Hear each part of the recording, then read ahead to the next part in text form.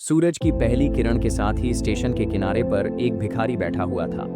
वह रोज सुबह इसी जगह आता और लोगों से भीख मांगता। उसके मैले कुचैले कपड़े और टूटी फूटी झोली साफ बोल रही थी कि उसे किसी का भी दान चाहिए। उसकी आंखों में दर्द था, लेकिन वह किसी से कुछ नहीं मांगता था। वह सिर्फ वही करता था जो रोज से करता था। अपनी हथेली फैलाकर आसमान की ओर देखने लगता और राहगीरों से भीख मांगता। लेकिन एक दिन कुछ अलग हुआ। एक लंबा पहनावाशाली आदमी उसके सामने आया। उसने अपनी काले रंग की गहरी आंखों से भिखारी को देखा और मुस्कुराया।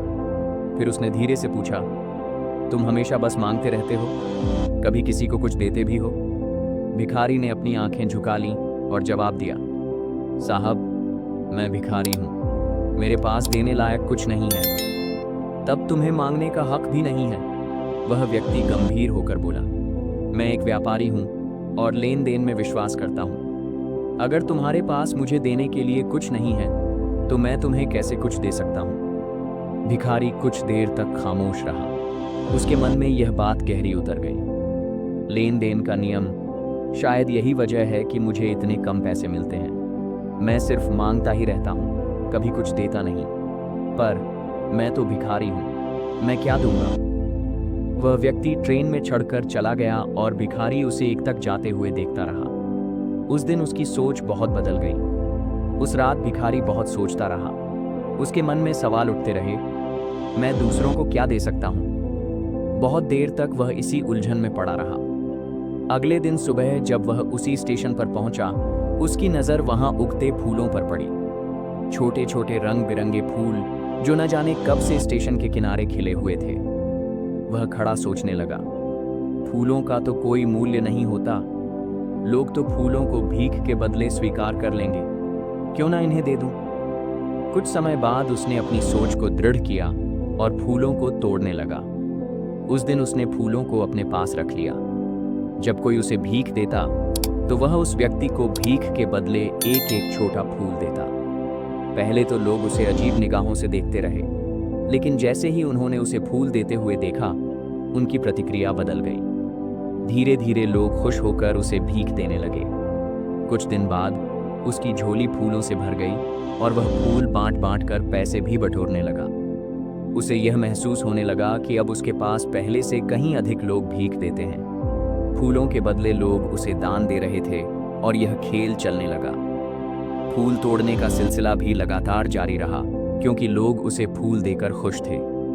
चरम और परिवर्तन एक दिन, जब भिखारी स्टेशन पर बैठा फूल तोड़ रहा था, उसकी नज़र उसी लंबे व्यक्ति पर पड़ी जो उसके जीवन में बदलाव लाने वाला बन गया था। वह व्यक्ति एक बार फिर ट्रेन से उतरकर वहीं आया। तुम फिर से फूल लेकर मेरे पास आ गए? वह व्यक्ति मुस्कुराया, जी हाँ साहब, मैंने अब फूल बांटना शुरू कर दिया है। लोग इसे पसंद करते हैं और अब मेरी झोली फूलों से भरी रहती है। लोग इसे स्वीकार करते हैं। वाह, तो अब तुमने अपना व्यापार शुरू कर दिया है? वह व्यक्ति हैरान होकर बोला, जी हाँ, आप सही कह रहे हैं, फूलों का व्यापारी बन गया हूं मैं। उस दिन उस व्यक्ति ने उसे कुछ पैसे भी दिए और भिखारी ने खुश होकर उसे फूल भी दिए। उस व्यक्ति ने खुश होकर कहा, वाह, अब तुम भी व्यापार के जाल में फंस चुके हो, इसने तुम्हारी जिंदगी बदल दी है। उसकी बातों ने फिर से भिखारी के दिल को छू लिया। उसे एहसास हुआ कि अब वह भी सिर्फ एक भीख मांगने वाला नहीं, बल्कि एक व्यापारी बन चुका है। निष्कर्ष और आत्मसंवाद, उस दिन से भिखारी की सोच पूरी तरह बदल गई।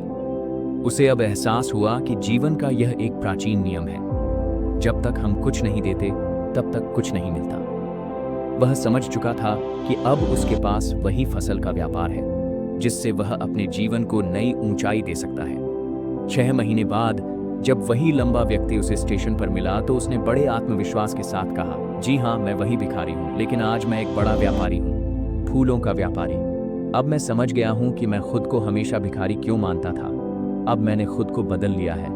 वह व्यक्ति मुस्कुराकर बोला, वाह, तो तुम्हारा सपना सच हो गया। तुमने अपनी सोच बदल दी और सफलता पाई। भिखारी ने महसूस किया कि वास्तव में उसकी जिंदगी बदल गई है। अब उसके हाथों में अपनी भविष्य की चाबी थी। उसकी नजरों में नई चमक आ गई थी।